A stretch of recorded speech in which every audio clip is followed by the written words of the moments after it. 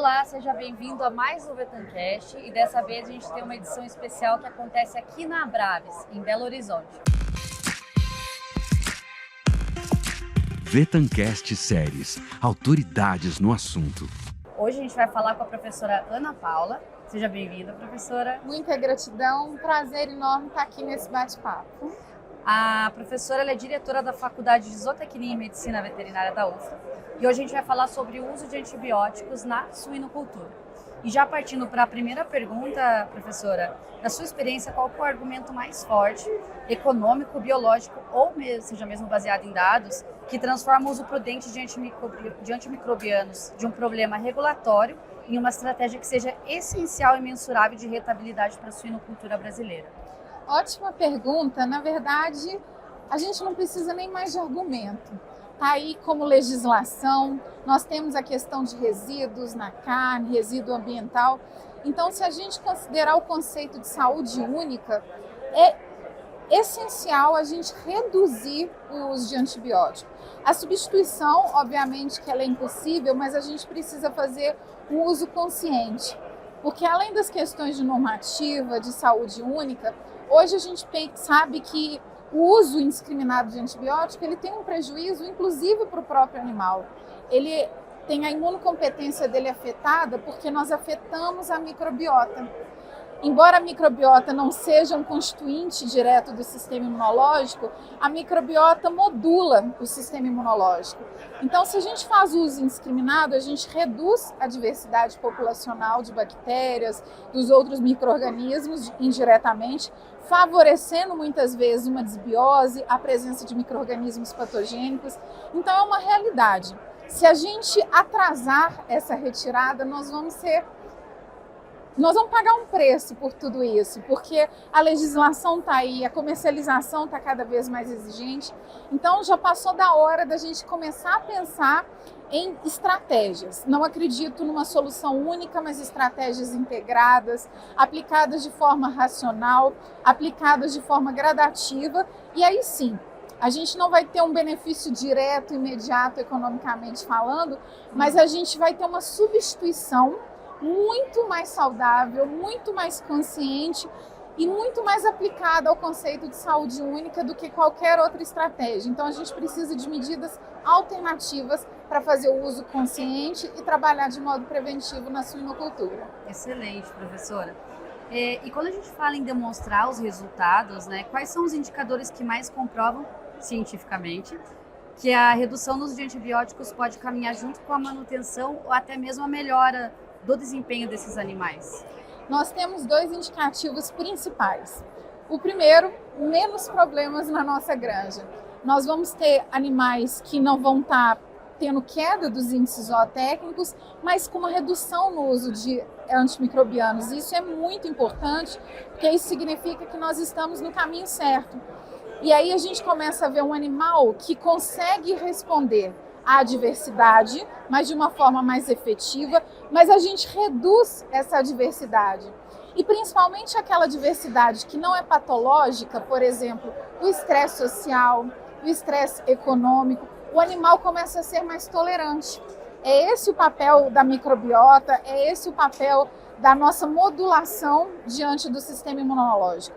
Nós vamos ter um animal imunocompetente. O que é isso? Um animal que responde quando precisa e não responde quando ele pode ser tolerante. E mesmo quando ele responde, ele consegue retornar mais rapidamente ao que a gente chama de homeostase ou equilíbrio.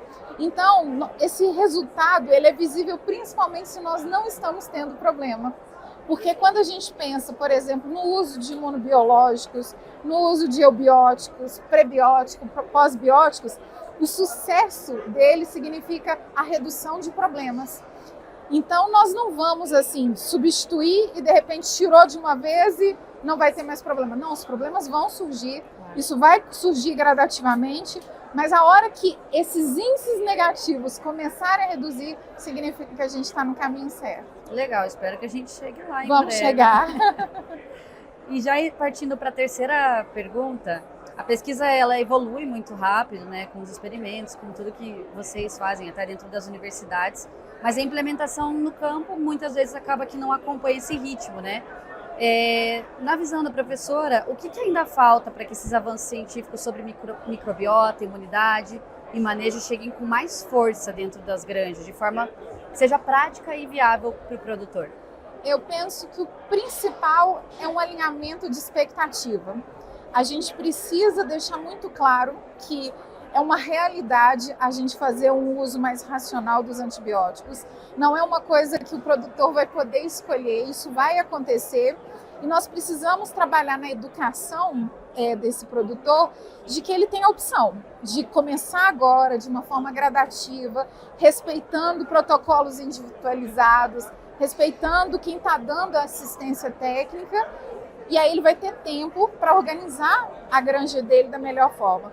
Porque se ele esperar até o momento que falar não pode ser mais utilizado antimicrobiano, o impacto vai ser muito grande de uma forma muito negativa. Então, vindo da academia, professora que sou, eu acho que a maior importância é essa conscientização de que a retirada é uma necessidade no sentido de retirada de forma indiscriminada. Tudo bem a gente utilizar no animal doente, mas que a gente tem que trabalhar muito mais hoje na suinocultura preventiva, na ideia de que a gente pode prevenir problemas, que a gente vai aumentar a capacidade do próprio animal responder sozinho, dele resolver os problemas, dele entender o que é perigoso e o que não é perigoso, embora às vezes o sistema imunológico dele entende que tudo é um problema. É melhorar esse discernimento.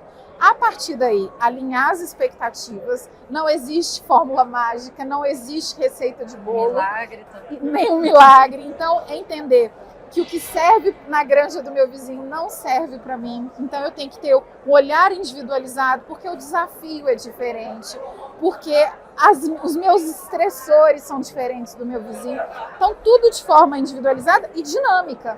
Eu vou, às vezes, estabelecer um protocolo preventivo que no outro ano eu posso reduzir ou aumentar de acordo com os meus resultados.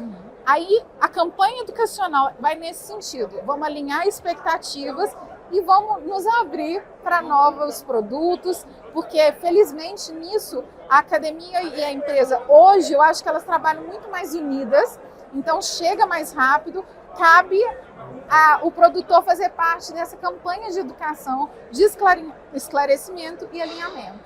Com certeza. Obrigada, professora, pela entrevista.